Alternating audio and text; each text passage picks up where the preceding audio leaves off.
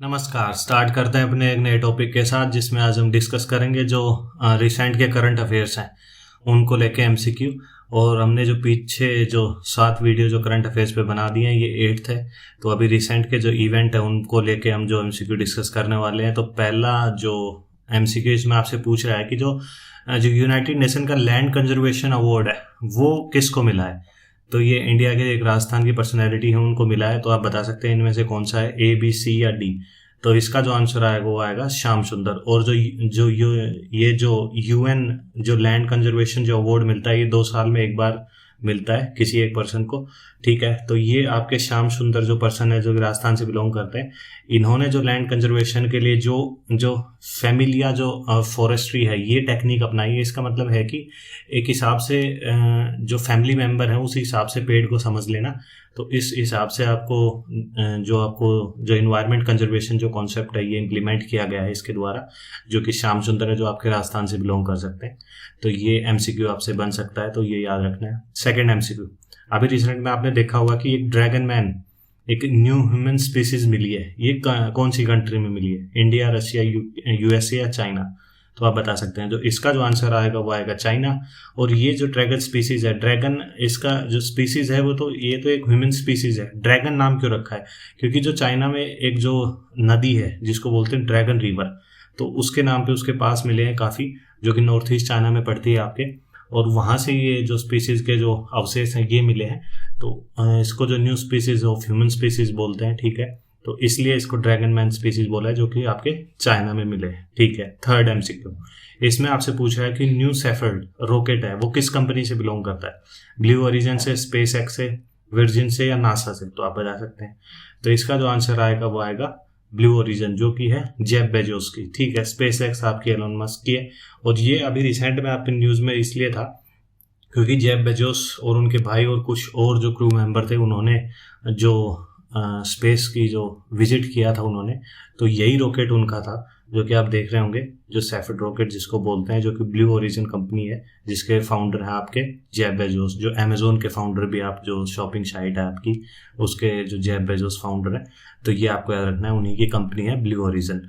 और जो space x है वो आपकी एलोन मस्क की है। ठीक है, फोर्थ एमसीक्यू, इसमें आपसे पूछा है कि कार्बन लाइन जो कौन से जो स्फीयर उनके बीच में पड़ती है। आपको पता ही होगा कि जो ट्रोपोस्फेयर है, स्ट्रेटोस्फेयर है, फिर मीजोस्फेयर आती है, फिर थर्मोस्फेयर है, फिर एक्सोस्फेयर, ऐसे जो चारों ओर जो स्फीयर बने होते हैं जो अर्थ के। तो ये जो कार्बन लाइन है यहाँ पे अभी रिसेंट में जो अभी हमने जो एमसीक्यू किया है, जो सेफर्ड रॉकेट है ये कार्बन लाइन से हल्का सा ऊपर विजिट करके आए। और वहाँ पे क्या होता है कि जीरो ग्रेविटी फील होती है, कि आप हवा में उड़ने लगते हैं एक हिसाब से। तो उस हिसाब से जो कार्बन लाइन है जो कि 100 किलोमीटर अराउंड मानी जाती है धरती से, तो वो कौन से स्फीयर के बीच में पड़ती है। तो जो इसका जो आंसर आएगा वो आपका आएगा मीजोस्फेयर एंड थर्मोस्फेयर। तो ये आप देख सकते हैं। तो ये ट्रोपोस्फेयर हो गया जहाँ पे आपके बादल बादल सब होते हैं। ठीक है, स्ट्रेटोस्फेयर होती है जहाँ पे आपकी ओजोन लेयर है, और इनके बीच में जो आपके एरोप्लेन जो उड़ते हैं वो इन दोनों के स्ट्रेटोस्फेयर या इन दोनों के बीच में उड़ते हैं। ठीक है, और जहाँ पे जो मीटियोर आपके बर्न कर जाते हैं वो मीजोस्फेयर है। ठीक है, और मीजोस्फेयर और थर्मोस्फेयर के बीच में जो कार्बन लाइन है जो कि 100 किलोमीटर की रेंज मानी जाती है, तो ये है। तो ये आपको याद रखना है। ठीक है, ये जो कार्बन लाइन आप देख पा रहे, ठीक है, जो मीजोस्फेयर और थर्मोस्फेयर के बीच में आपके पड़ती है, तो ये आपको याद रखना है कार्बन लाइन के बारे में। ऑपरेशन विजय अभी रिसेंट में न्यूज़ में, तो आप बता सकते हैं। तो अभी जो 26 जुलाई है ये इसको जो बोलते हैं इसको कारगिल दिवस बोलते हैं। तो आप कारगिल के वॉर से समझ गए होंगे 1999 में जो है, इसी के लिए जो कारगिल को जो जगह है उसको फ्री करवाने के लिए जो ऑपरेशन विजय जो चलाया गया था हमारी इंडियन आर्मी के द्वारा, जो कि 26 जुलाई 1999 में ख़त्म हो गया था, जो पाकिस्तान आर्मी को वहाँ से खदेड़ दिया गया था। और एक ऑपरेशन विजय और भी है जिसमें हमारी इंडियन आर्मी ने जो गोवा को फ्री करवाया था, वो भी ऑपरेशन विजय है। और ऑपरेशन विजय एक ये जो कारगिल का 1999 से रिलेट करता है। कारगिल डे आपका इसलिए 26 जुलाई को मनाया जाता है। तो ये आपको याद रखना है। ठीक है, सिक्स्थ एमसीक्यू, इसमें आपसे मोस्ट इंपॉर्टेंट एमसीक्यू, इसमें आपसे पूछा रहा है कि जो रमप्पा टेम्पल है ये कौन से जो आपके स्टेट में पड़ता है, तेलंगाना में, आंध्र प्रदेश में, तमिलनाडु या केरला में। तो आप बता सकते हैं। इसका जो आंसर आएगा वो आएगा तेलंगाना। और ये न्यूज़ में इसलिए था कि अभी जो रिसेंट में न्यूएस्ट जो यूनेस्को हेरिटेज साइट जो डिक्लेयर की गई है वो रमप्पा टेम्पल है, जो कि आपके जय शिव जी भगवान से बिलोंग करते हैं। ठीक है। और इसको जो बनवाया था वो बनवाया था जो काकतीय जो रूलर थे उन्होंने इसको बनवाया था, और ये जो आपके तेलंगाना में पड़ता है, ठीक है। और वैसे उससे पहले जो यूनेस्को हेरिटेज साइट थी आपकी टोटल इंडिया में 38 थी, तो ये आपको याद रखना है, ठीक है। 7th MCQ, इसमें आपसे पूछ रहा है कि राइट टू फॉरगेटन, इसको अभी लिंक किया जा रहा है कि राइट टू प्राइवेसी के साथ। ये कौन से आर्टिकल में आपके कॉन्स्टिट्यूशन में पड़ता है, तो आप बता सकते हैं आर्टिकल 19, 21, 32, 17, तो आप बता सकते हैं इसके बारे में। तो राइट टू प्राइवेसी के साथ लिंक कर रहे हैं, तो राइट टू प्राइवेसी आपके आर्टिकल 21 में पड़ती है। इसी में आपसे ये पूछा जाए कि राइट टू इंटरनेट, आपको इंटरनेट चलाने का अधिकार है हिसाब से, तो वो कौन किस में पड़ेगा, वो आपका पड़ेगा आर्टिकल 19 में, ठीक है।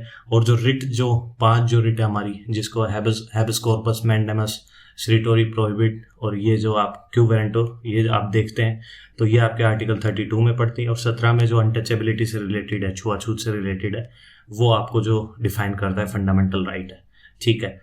ये आपने देखा होगा किस हिसाब से राइट टू फॉरगेटन का मतलब एक हिसाब से ये है कि अभी आपने कोई क्राइम किया है, ठीक है, और उसकी सजा आपको मिल गई है, लेकिन उस क्राइम की सजा मिलने के बाद भी जो आपकी नई लाइफ स्टार्ट होती है उसमें भी वो चीजें बार बार दोहराई जाती हैं, तो उसके लिए ये चीज डाली जा रही है कि राइट टू फॉरगेटन कुछ ऐसा करो क्योंकि आपको उस चीज के लिए दंड मिल चुका है। तो ये अब आगे आने वाले जीवन में आपकी राइट टू प्राइवेसी है, जो कि बार बार आपको जो आपने जो पहले जो गलत काम किए थे उसकी सजा मिलने के बाद फिर से वो चीज़ आपसे दोहराई जा रही है, आपके सामने बार बार लाई जा रही है।